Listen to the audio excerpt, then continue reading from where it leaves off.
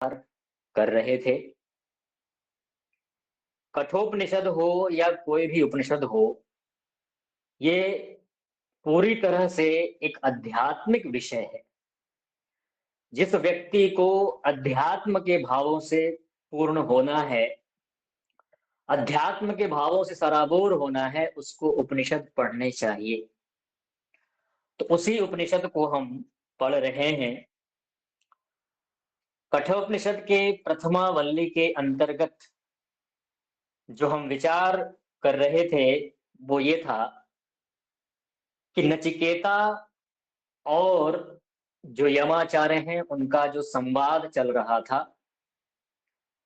यमाचार्य अपने शिष्य की परीक्षा की दृष्टि से अनेक प्रकार के सांसारिक प्रलोभन उसके समक्ष रखते हैं और अपने शिष्य से ये कहते हैं कि भाई, आत्मज्ञान के लिए तुम ज्यादा जिज्ञासा मत करो, तुम तो ये सांसारिक सुख को प्राप्त करने की चेष्टा करो।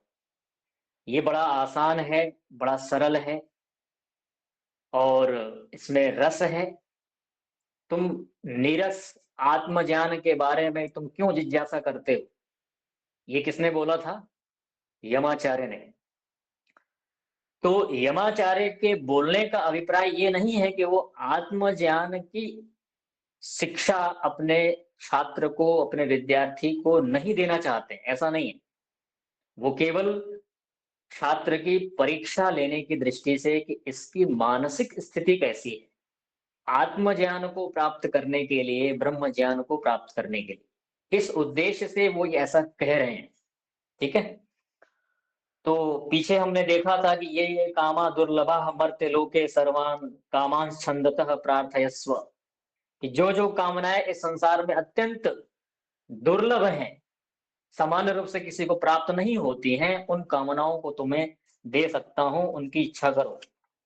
तो नचिकेता ने मना कर दिया था कि नहीं, हमें तो आत्मज्ञान को ही प्राप्त करना है। नचिकेता ने भौतिक सुखों का त्याग कर दिया कि हमें वो नहीं चाहिए, ये सब क्षणिक है, थोड़े समय के लिए हमें प्राप्त होता है और बाद में हमसे छूट जाता है। जवानी सबको प्रिय होती है ना। हम सभी मान लीजिए हम 25, 26, 30, 40, 35 जो भी होते हैं, हम युवा होते हैं, तो युवा अवस्था हर किसी को प्रिय होती है। लेकिन युवा अवस्था चली जाए ऐसी किसी की इच्छा नहीं होती है ना। लेकिन जाती है कि नहीं जाती है? क्या उसे कोई आज तक रोक पाया है? अपनी जवानी को, अपनी नवीन अवस्था को रोक पाया है? कोई नहीं रोक सका आज तक। तो नचिकेता इस बात को समझ रहा है और वो जानता है कि अगर हम यमाचार्य के द्वारा ये सब चीजें हम प्राप्त कर भी लें तो क्या ये वास्तव में अनंत काल तक रहेंगी? जवानी में जो चमड़ी चिकनी होती है, कठोर मतलब सख्त होती है, वही ढीली पड़ जाती है बुढ़ापे में। उस चमड़ी में जो सौंदर्य होता है, जवानी में जो चमक होती है, बुढ़ापे में वो सब खत्म हो जाता है।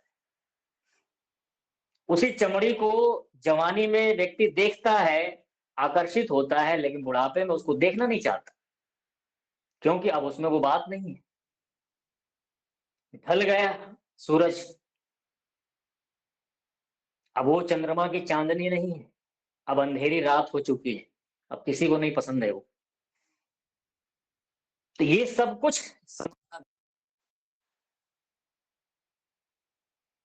है, सोचता नहीं है, उसके लिए ललायत नहीं होता। तो ये बात भी बता दिया। अब आज जो 27वें नंबर का जो मंत्र है, उसमें भौतिक सुख साधनों के तुच्छ होने में और हेतु बता रहे हैं कि संसार में जितने भी साधन हैं, है ना, सुख सुविधाएं हैं, वैशेषिक दर्शन में महर्षि कणाद ने क्या कहा है? यतो अभ्युदय निश्रेय सिद्धि स धर्म। धर्म क्या है? जिससे सांसारिक और पारलौकिक सुख को प्राप्त किया जाए, उसको कहते हैं धर्म। संसार का सुख का मतलब होता है खाना पीना, उठना बैठना, सोना, परिवार, हाथी घोड़े धन संपत्ति राज्य, ये सब कुछ क्या है? अभ्युदय सुख है। और पारलौकिक सुख जो होता है वो ईश्वरीय आनंद होता है, ईश्वरीय ज्ञान विज्ञान होता है। उस आनंद को भी हम प्राप्त जिससे करते हैं वो धर्म है। तो ये क्या वास्तव में जो सांसारिक सुख है, क्या हमारी मनोकामनाओं को, हमारी जिज्ञासाओं को क्या पूरी तरह से शांत करने के लिए पर्याप्त है? खुद से सवाल करें, क्या ये इससे हमारी तृप्ति हो जाती है या कुछ और मन में जिज्ञासाएं बनी रहती हैं? एक को प्राप्त किया, दूसरे की इच्छा हो जाती है, दूसरे को प्राप्त किया, तीसरे की इच्छा होती है, तीसरे को प्राप्त किया, चौथे की होती है, बढ़ती चली जाती है, घटती नहीं है। उसके लिए कहा न वित्तेन तर्पणीयो मनुष्यो। पंक्ति देखिए आप सभी लोग, आप सबके पास किताब है ना? जिसके पास नहीं है उसको पीडीएफ मैंने भेजा हुआ है, बता दीजिएगा बाद में। न वित्तेन तर्पणीयो मनुष्यो लप्स्या महे वित्तम अद्राक्षम चेत्वा जीविष्यामो यावदिशिष्यसि त्वं वरस्तु में वर्णीयः स एव। क्या कह रहा है यहाँ पे? मनुष्य जो है वित्तेन, वित्त का मतलब होता है धन संपत्ति, भोग के साधन। देखिए वित्त शब्द से केवल पैसा रुपया ग्रहण नहीं होता, यहाँ पे ध्यान रखिएगा। वित्त शब्द से केवल धन का ग्रहण नहीं होता है, अपितु संसार के जितने भी भोग्य साधन हैं, खाने की चीज, पीने की, देखने की, छूने की, सुनने की, सब कुछ पांचों इंद्रियों के जो भोग होते हैं उसको यहाँ पर वित्त शब्द से लिया हुआ है। सामान्यतया वित्त शब्द से धन ग्रहण किया जाता है, जैसे वित्त मंत्री, इसका मतलब क्या हुआ? धन का, धन का जो है वो मंत्री है। लेकिन यहाँ पर जो दार्शनिक जो शब्द है वित्त, इसका अर्थ होता है संसार के सभी भौतिक पदार्थ। तो कहा कि मनुष्य जो होता है न वित्तेन तर्पणीयो। आपने तर्पण तर्पण शब्द सुना है आप लोगों ने? आपने कई बार सुना होगा ना, पितृ तर्पण, है ना? तो तर्पण का मतलब होता है तृप्त करना, ठीक है? तो मनुष्य जो है धन आदि भौतिक साधनों से न तर्पणीयो कभी भी तृप्त नहीं होता। इस कठोपनिषद के प्रथमावल्ली के 27वें मंत्र में कह दिया स्पष्ट। अब इसका कहीं आपको अपवाद दिख रहा है क्या संसार में? खोजिए इसको, आप लोगों को होमवर्क देता हूं, खोजिए कि क्या कोई ऐसा है जो इसको प्राप्त करके पूरी तरह से तृप्त हो गया हो। अरबपति हो, खरबपति हो, और भी जो है लोग हैं उनसे आगे, उनसे पूछो, उनसे उनका जीवन देखो। सोने की कटोरी में खाने वाला, चांदी की कटोरी में खाने वाला, सोने की चम्मच से खीर खाने वाला व्यक्ति भी पूरी तरह से तृप्त है क्या? पूछो उससे। हवाओं से पूछो, बहारों से पूछो, नदियों से पूछो, पहाड़ों से पूछो, पूछो, किसी से तो उत्तर मिलेगा आपको। लप्स्या महे वित्तम अद्राक्षम चेत्वा। क्या कह रहे हैं ये? एक तो पहले ये बताया कि धन से, सांसारिक भौतिक साधनों से कभी मनुष्य की तृप्ति होती नहीं है। और कह रहा है कि यदि आपको, तो आपको अद्राक्षम, यदि हमने समझ लिया, आपको जान लिया, आपके ज्ञान विज्ञान को हमने ग्रहण कर लिया। ये कौन बोल रहा है? नचिकेता बोल रहा है अपने आचार्य से। यदि हे आचार्य आपके द्वारा प्राप्त ज्ञान विज्ञान को हमने प्राप्त कर लिया, आत्मिक ज्ञान को प्राप्त कर लिया, तो वित्तम लप्स्या महे, धन आदि साधनों को तो हम ऐसे ही प्राप्त कर लेंगे। आपको मैंने बताया था ना, जो ईश्वर के ज्ञान विज्ञान को प्राप्त कर लेता है, संसार का कोई भी ऐसा पदार्थ नहीं जो उसको प्राप्त नहीं है, हर चीज उसको प्राप्त है। उसको संसार की हर एक सर्वश्रेष्ठ उत्तम वस्तुएं अपने आप मिल जाती हैं उसको, लेकिन उसकी जिज्ञासा नहीं रखता वो, उसकी आकांक्षा नहीं रखता वो। यावत त्वम इशिष्यसि, जब तक आपकी कृपा मेरे ऊपर बनी रहेगी, आपका वरदहस्त मेरे ऊपर रहेगा, तब तक जीविष्यामः मे वरः, जीवन प्राप्त हम करते रहेंगे। इसलिए मैं वरः एव सवर्णीयः, मेरा जो वर है हे आचार्य, वही मैं मांगता हूं, वही हमें देने की कृपा करें। और वो कौन सा वर है? आत्मज्ञान, ईश्वर का ज्ञान। तो नचिकेता यहाँ पर आत्मज्ञान के लिए आचार्य से आग्रह करता हुआ कहता है, हे आचार्य मुझे वो वर दीजिए, क्योंकि मनुष्य की संसार के भोगों से, ऐश्वर्यों से कभी आज तक किसी की तृप्ति नहीं हुई। जितना इन भोगों की तरफ, सांसारिक पदार्थों की तरफ मनुष्य भागता रहता है, उतना ही अधिक दुखी होता रहता है। मनु महाराज कहते हैं, न जातु कामः कामानाम् उपभोगेन शाम्यति, हविषा कृष्णवर्त्मेव भूय एवाभिवर्धते। कामनाओं का भोग करने से कभी कामनाएं शांत नहीं होती, जैसे अग्नि में घी डालने से अग्नि शांत नहीं होती, अपितु और अधिक बढ़ती चली जाती। अग्नि को शांत करना है तो पानी चाहिए, घी डालेंगे तो नहीं शांत होगी वो, घी डालेंगे तो बढ़ेगा। इसलिए कहा कि न जातु कामः कामानाम उपभोगेन शाम्यति, उसके उपभोग से कभी शांत नहीं होता। हविषा, हवि जैसे घी, लकड़ी, समिधाएं, पेट्रोल, डीजल, ये सब आग में डालेंगे तो बढ़ेगा। तो और भूय एवा विवर्धते, और अधिक बढ़ती चली जाती है, खत्म नहीं होती। अब आगे कहते हैं कि नचिकेता लौकिक सुखों के प्रति अपनी अनिच्छा का कारण बताने जा रहा है। उस अनिच्छा का कारण बताते हुए कह रहा है कि आखिर हे आचार्य, मैं इन सांसारिक भोगों की कामना क्यों नहीं कर रहा हूं, सांसारिक सुखों की कामना हम क्यों नहीं कर रहे हैं, इसके पीछे कारण है। वो कारण बता रहे हैं 28वें नंबर में, देखिए।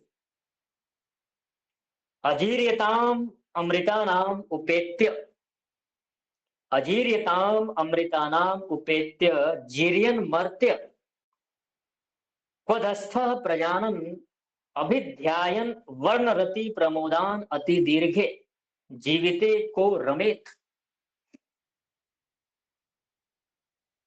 अजीर्यताम, अजीर्यताम का मतलब होता है जीर्ण न होने वाली, वृद्धा अवस्था से रहित जो स्थिति है।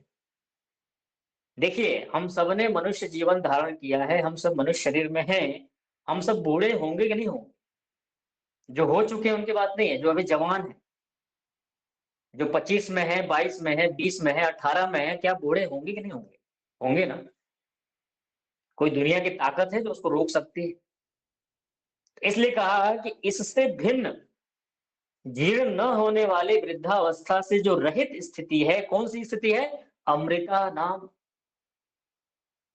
आपकी जो आत्मज्ञान रूपी जो वेद विद्या का जो ज्ञान है, ब्रह्म विद्या है, जो आत्मज्ञान है, उस अमृतमय स्थिति को उपेत्य प्राप्त करके, और कहा वर्ण रति प्रमोदान, एक तो आपके द्वारा आत्मज्ञान को प्राप्त करके जो हमारी स्थिति बनती है, जिस हम ज्ञान को, जिस विज्ञान को, जिस आनंद को हम अनुभव करते हैं, और दूसरा एक संसार में और आनंद है, सांसारिक सुख। इसके लिए एक विशेष शब्द का प्रयोग किया हुआ है, वर्ण रति प्रमोदान। रति का मतलब तो ऐसे होता है ना कि रति का मतलब रम जाना, ठीक है। पाणिनीय धातु पाठ में एक धातु है, नोट कर सकते हैं, रमु क्रीड़ायाम, ठीक है, उससे बना है रति, उसी से राम भी बनता है, उसी से रमा भी बनता है। तो रति शब्द का अर्थ होता है किसी विषय में रम जाना, और प्रमोद का मतलब होता है आनंद को प्राप्त करना, किसी विषय में रम करके उसमें तल्लीन हो करके आनंद को प्राप्त करना। तो अब चाहे कोई विषय हो, कानों से सुनने का विषय हो, आंखों से देखने का विषय हो, हाथों से छूने का विषय हो, जीभ से चखने का विषय हो, नाक से सूंघने का विषय कोई भी विषय हो, सभी विषयों में किसी भी विषय विशेष में रम जाना। अब आप देख लीजिए आप किस विषय में रम जाते हैं, उसको यहाँ पे कहा है रति प्रमोदान। सांसारिक विषयों में रम जाना, उसके साथ विषय सुखों के परिणाम को, उस विषय सुख के परिणाम को अभिध्यायन, जो विद्वान होता है, जो तत्वज्ञानी होता है, उस पर अच्छी प्रकार विचार करता हुआ, उसके यथार्थ स्वरूप को जानता हुआ, ये जो अभी हमें सुख मिल रहा है ये थोड़ी देर में बंद हो जाएगा। अभी जिस चमेली को, जिस गेंदे के फूल को या जिस गुलाब के फूल के सुगंध को हम सूंघ रहे हैं, ये थोड़ी देर में बंद हो जाएगा। अभी जो हमें अच्छा लग रहा है, खीर पूड़ी हलवा खा करके जो आनंद उठा रहे हैं, ये थोड़ी देर में बंद हो जाएगा, लगातार नहीं चलेगा। अच्छा, आपको एक मैं प्रयोग बताता हूँ, सुनिए। आप लोगों में से किसको रसगुल्ला पसंद है? रसगुल्ले, गुलाब जामुन, ठीक है। तो जब आप भूखे हो, ठीक है, तो रसगुल्ला या गुलाब जामुन जब आप हाथ में लेते हैं, बढ़िया रस से भरपूर, और जब उसको मुंह में खाते हैं लेकर के, ठीक है, तो जब आप उसको खा करके जब चबाना शुरू करते हैं, उसको जब अंदर मुंह में घुमाते हैं, तो आपको अच्छा लगता है ना। तो आपको अगर कह दिया जाए कि इसको 1 घंटे तक चलाते रहना है, अंदर निगलना नहीं है, जितना भी आप उस रसगुल्ले के हिस्से को काट करके दांतों से आपने मुंह में चबाना शुरू किया, उसको 1 घंटा, आधे घंटे तक चलाते रहना। अब बोलिए, आधी वो कैसा हो जाएगा? उसमें से जो आपको सुख मिल रहा था, अब वो नहीं मिलेगा, खत्म। क्यों? क्योंकि अब उसके अंदर सुख देने की स्थिति खत्म हो गई। आपने उसको तोड़-तोड़ करके जुबान के अंदर, मुख के अंदर एकदम बारीक कर दिया। अब उसके अंदर वो सुख देने की संभावनाएँ खत्म हो गई। अब आपको सुख लेना है, तो उसको निगल करके नया आपको उस रसगुल्ले के हिस्से को नया काटना पड़ेगा दाँतों से, फिर उसको चबाएँगे, फिर आएगा। तो आप सोच रहे हैं अब क्या हो गया? कि उस 2-3 मिनट के बाद फिर उस रसगुल्ले को जब आप मुँह में चलाना शुरू करेंगे, तो वो दुखदाई हो जाता है, फिर वो सुख नहीं मिलेगा। यही स्थिति है। आपको कोई गीत पसंद है, उस गीत को कितनी बार सुन सकते हैं आप? 1 बार, 2 बार, 1 दिन में, 1 बार, 2 बार, 3 बार। लेकिन उसी गीत को अगर हम सुबह 6 बजे से लेकर के शाम को 6 बजे तक लगातार बजाते रहें, आप क्या कहेंगे? भाई बंद करो अब, सिर दर्द हो रहा है। बोलेंगे ना?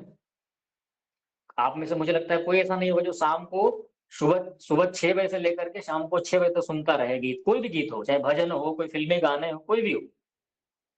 थक जाएँगे, इंद्रियाँ आपकी थक जाएँगी, बोलोगे बंद करो ये, नहीं सुनना आप।